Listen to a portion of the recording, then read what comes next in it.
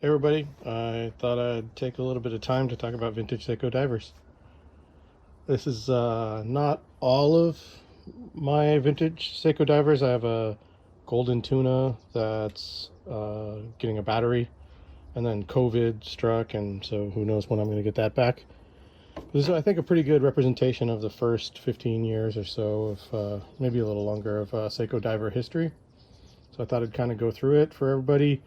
I think these are some nice examples, some of the nicer ones out there of each of these models. So hopefully this can serve as kind of a reference points for Seiko divers. We'll see how it goes. I guess it's customary to start off with a wrist check. So here we are. We're doing the SLA 033 today. One of the reasons is the 62 Moss is one of my favorites, and that's where I start today. There's a over here on the left and kind of moving to the right chronologically, there's of course Seiko, nothing except for the very first watch, nothing is the beginning, right? So Seiko diver history doesn't start at the 62 Moss. There are waterproof watches like the Chrono Seahorse and the Silver Waves that were 30 and 50 millimeter 30 and 50 meter water resistant before the 150 meter water resistant 62 Moss. Those were advertised as snorkel kind of ready, kind of sport watches, but these are this is Seiko's move into actual what you'd consider dive watches rather than swim watches. And so let's go ahead and get started. On the left, this is a 6215 to 6217 8000 small crown in new old stock condition on the original Swiss Tropic strap. Seiko's first execution. This one's from May of 1965, and this was their first 150 meter dive watch. Not long after the Silver Waves, which were 64, and the first waterproof watches going back to 59, or heavily water resistant watches going back to 59. Of course, the Grand Seiko self-dater, 43999 was 50 meter water resistant. So they were doing lots of big things with water resistance, even in the Grand Seiko line back then. Pretty quickly, Seiko changed the 6217 8000 to the 6217 8001, which changed the crown tube and the crown itself to a bigger crown. And I have a few examples of those, so we can do kind of an A-B here. So if you look at the crown size between these two, see this one's quite a bit bigger. This one here is a 1967 6217 8001. You can see this one's got the horseshoe back instead of the dolphin back. That was changed. They switched over mid 1967. So this one here was from the Daini factory. Instead of, almost all of them were from Sua, but some of them were manufactured with Daini, and only those seem to have this kind of beige lume instead of the more like green pistachio kind of lume. And then this specific example has some wild patina from where there was a little bit of moisture exposed to the dial. But yeah, that's the 62 17 8001. And I have a couple other examples kind of in a time-lapse view. This one I described as the Ghost 62 Moss. You can see that the bezel's almost like iridescent, but it's still got that same pistachio kind of lume and the ghosting bezel. So there's the Ghost. I think this one is let's take a look. Yeah, this one's a dolphin back. That's what I thought. See the dolphin. It's in really nice shape, other than like the patination. Put that back. And this one, this is the hardest living 62 Moss I've ever seen, and I just love it for that. You can see the bezel is just scraped clean. And if you look at the tone on the lume, I think there's a decent chance this is a Daini, but you know, I haven't cracked it open to find out. It needs a new crystal, it needs a movement service, but you can see it's a nice dolphin back. Also from 1960s. Oh, this one's just 66, I'm sorry. So a 66 that was used hard. But yeah, this is Seiko's first dive watch, the 62 Mas, in both small crown, which is their first execution, and then big crown, the 62 17 8001. You know, kind of a before and after for you know, the same watch. It's kind of really a striking contrast between these two examples. And after that, in 1967, Seiko released the 6215 7000, and they had a bunch of innovations for this. First of all, they came up with their own strap. Instead of using Swiss Tropics, they came out with this waffle strap, the ZLM01, we know it as. And also, this is a 300 meter professional diver with a countdown bezel and a kind of angled case. And I think Tanaka played a role in the design of this case as well, I'm pretty sure. And also like a solid back, a monocoque case, and the crown at 4 o'clock, which has been continued. You can see pretty much throughout the lineup after the 6215. This is just a spectacular example of the 6215 on the original strap that the watch came on. And some of the straps get rigid, but others are nice and flexible, and this one's stayed nice and flexible, so I don't really worry about it breaking on me. But that's the 6215. It was replaced after 1 year. We've seen an example from 1966, December 1966 instead of 1967. That was news to me, and that's very interesting. Here's its sibling, the 6159 7001 high beat diver. So it's almost the exact same case. The bezel's a little bit thicker, you can see. So it's not exactly the same case, but the bezel's a little thicker. But it's the same 4 o'clock crown, the same polished and brushed surfaces. The 6159 came in both a count up and count down bezel flavors. This is a count up bezel versus the count down 6215. But also 300 meter water resistance. But this one had the 6159 high beat movement. And around this time, the chocolate bar strap, they call this XGL 721 strap, or 821, I gotta remember, strap started being used. This example's from 1968. And both of these were meant for professional dive use. But both of them had an issue with the crystals blowing off. And we'll kind of get to that later as we move through the diver lineup. Then moving back to kind of more rec divers from professional divers. This is the 6105 8000. So you can see it's got a big slab side and sharp edges. And instead of you can see this watch debuted the kind of like sword hands, and that was continued on the 6159. But the 6105 went back to the more straight hands of the 62 Mas, and then and kept the applied lume frames, and kept the split at 12 o'clock.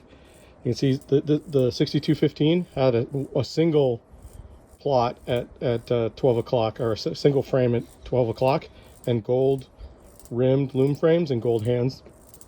And you can see the second hand on the 6215, like both, it originally was stoplight, but it faded really quickly to just being almost like solid yellow. Whereas the stoplight on the 6105 on the second hand holds up a lot better. But you can see the 6159 has a double lume frame at 12 o'clock. They kept that double lume frame for the 6105, but went to square hour markers, or went back to square. The ones on the 6217 are more like sticks. than squares, right? But they went to squares on the 6105, but kept the double lume frame, Seiko automatic, from Sua. I should have mentioned that the 6215 debuted the mineral crystal in Seiko's dive lineup. The 6217 is an acrylic crystal. And then, but they kept the hard Lex mineral crystal throughout this line. Kept the 4 o'clock crown, like kind of an integrated crown guard, but not really. The crown's a little bit exposed here. I have this on, just a 19 millimeter NATO. Take a look at the back. It's a horseshoe, 6105 8000. Bidirectional friction bezel still. These I think that's supposed to click, but that one doesn't. You can see here, this one clicks a little bit. And there's still a click bezel on this, on the 6215. Debuted the click bezel. All the 6217s are just friction bezels. I think the 6105 is supposed to click. This one doesn't. The 8119s do. This example is from 1970, but the reference debuted in 1968. This one is actually made the same month as this one. Sorry guys, my phone overheated, so we're gonna try this again. I think we were here. We're kind of out in the sun, as I'm wont to do. Let me advance the time on that. So this is the 6105 8110 proof or waterproof language, before the U.S. Federal Trade Commission decided that was misleading. This was, like I said, I think earlier, depending on the edit. These were made the same month. This was actually has a slightly lower serial number than this. So this is the transition from the 8110 to the 8119. 8119, you can see the dials are exactly the same size. Movements are the same, but they changed the case to this curved asymmetric case with the integrated crown guard, the notched crown. So you can see it. You pull it out. You can rotate it freely. When you push it in, you twist the lock, and then it won't turn. Whereas this crown turns freely, and so this is easier to get caught or to change. And then they went to the 6105 8119. This one's from 1974. This is the kind of continuation of the 6105 8119. This is an export model. That's what the last digit, the 9, is for. Whereas this is an 8110 for Japanese domestic use. So this, watch the asymmetric 6105 is known as the Eddie Aikau for the famous Hawaiian lifeguard. It's also the Willard, has from Apocalypse Now, was worn on Martin Sheen's character's wrist in that movie.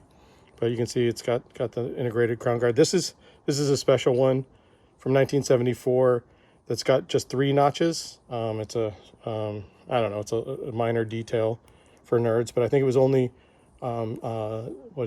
April of 1974 examples that have that crown detail. But otherwise, it's the same thing. It's unidirectional bezel, and that's another 150 meter sport diver versus the professional divers. The professional dive series kind of took a break from the 6159 7001, and this again was 1968, and then 7 years went by because I said the crystals blew off these, and there were complaints about shock from some professional divers. So Seiko went back to the drawing board and came up with the Seiko grandfather tuna, the 6159 7010. So it's a titanium case. You can see with the wave back. It's a monocoque titanium case with a ceramic coated titanium shroud here, protecting the case, and then a unidirectional rotating bezel. And you can see they changed up the handset, but they kept the same movement. It's the same Grand Seiko 6159 movement as the 6159 7001, but they have a new handset that has a strip down the middle to make the lume more physically stable. They debuted this lollipop seconds, seconds hand, high beat seconds hand. The bezel now just has a fully loomed triangle. All these other ones have a metal triangle with a circular pip, going back to just the circular pip of the very first 62 Moss. But then the 6159 debuted just a loom triangle. You can see how deep the case is. Another innovation that came with this is this kind of what they call a flat vent waffle strap. So with this, you strap it down extra tight. You strap the watch down extra tight, and then it can like calliope shrink as you get deeper and deeper. So that was another innovation that's kind of continued on their dive line for quite a while. All of these first watches were on rubber straps. They didn't really get a bracelet until the 7548 that we'll look at later. They kept a date window at 3. This was 600 meter water resistant, a big step up from the 300 meter earlier 6159s. But that's the grandfather tuna. And like there was something like 20 patents. This is Ikuo Tokunaga was the lead engineer on this project, and he has a bunch of books out and stuff like that. You should check him out. The next kind of generation of Seiko tunas came out in 1978, and they were quartz powered. Instead of the high beat mechanical movement, they came out with the quartz tunas. This one is what I describe as the compact tuna. So you can still got the wave back. This is with a steel shroud, steel case instead of the titanium.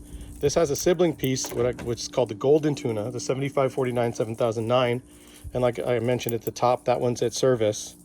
But this compact tuna, I call it, is I think the first one that actually looks like a tuna can, and probably where the name came from, because this doesn't really particularly look like a tuna can, but this kind of does. This bracelet is from the Italian Chronos, but it's just a nice solid steel 22 millimeter bracelet that's kind of a collector favorite to pair up with the compact tuna, with the 7549 7010, which is this one. From this one, I think is from 78, but its sibling is really the breakout watch, the Golden Tuna, which was 600 meter. This with the more compact case is only 300 meters, water resistant. And kind of with that, I'm going to take a little thermal break. It's not that hot out here, it doesn't feel like, but the camera's having a hard time. So let's take a break. I'll be back in just a minute. Okay, and we're back from a little thermal break. Something I forgot to mention was, this 6105-8110, the asymmetric case.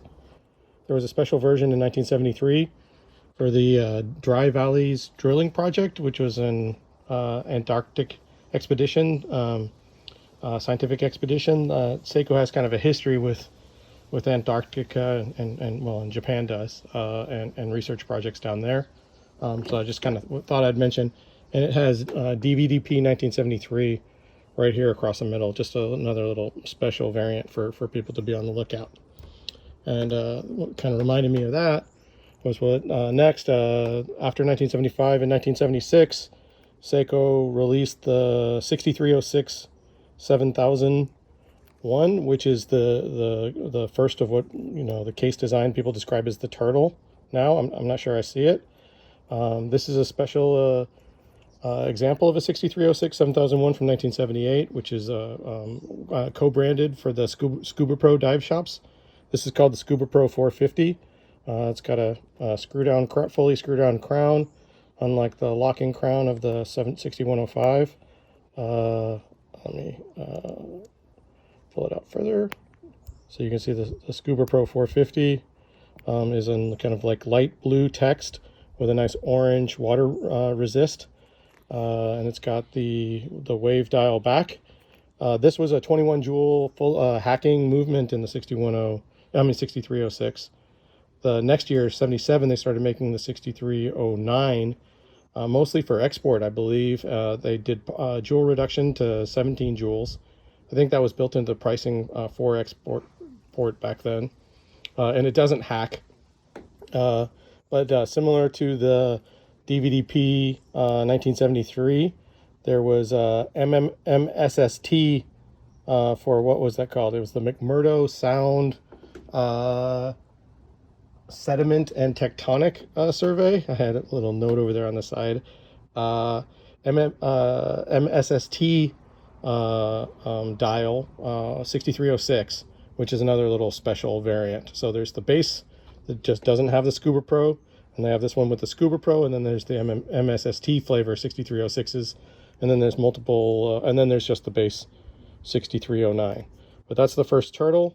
Just started being made 1 year after the grandfather tuna, so 75, 76. This example from 78.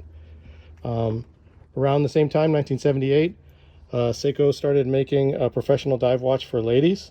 They made it with black dial and orange dial. The orange is by far less common, and this really bears strong resemblance to the original men's professional with the sword hands, the triangle, lume triangle, which you can see they brought back on the Scuba Pro. I mean on the 6306. The mechanism on this watch is a little wild. It has, let me pull it out. So there's a date puller. You actually pull this out to quickset advance the date, and which is a little bit crazy, but it's just a nice unidirectional ladies version. This is even smaller than midsize, I think, because it's only 33 millimeters or something like that, version of the men's professional diver. And this one's just on a little 16 millimeter NATO. That's cool.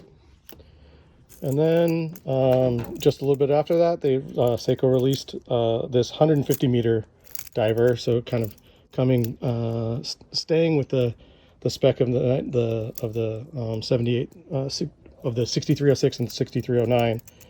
And this it usually has a black dial. They also released some with orange, and then just a few with teal. The teal ones were made in just 1 month. I believe it was December 1984. And it came on this as the Z199 bracelet with solid links. It's a kind of a collector darling bracelet on its own. It's really super comfortable with the solid links. But yeah, this is a Quartz 150 meter diver with a case that really cemented the language that went on to go into the with the narrower crown guard that kind of showed up on the SKX 007. But yeah, these are the Quartz 150 meter divers, and especially the teal flavor is pretty uncommon. After that, we get the Arnie, and you can see ooh, it is getting warm out here. This is getting tacky in the sun. I got to get this stuff out of the sun, oof, and quick. Oof, gross. It's freaking me out. So anyway, the Arnie was the first of the hybrid divers. So Anadigi divers. Most of them are in black. They came out in 82. This one's from 83. I'm talking really fast now because I'm worried about things melting. Anyway, yeah. And this has an alarm, a stopwatch, multiple time zones. Just a really cool. And it's a shrouded diver with the wave back. But yeah, this is getting sticky. I gotta get rid of that. Gotta wipe my hands. Ooh, that was unexpected because none of the other straps are getting all oily. It's weird. And then this here is called the Seiko Ashtray. It's a 7C46. This was from 1986. They came out with these. This is a titanium case.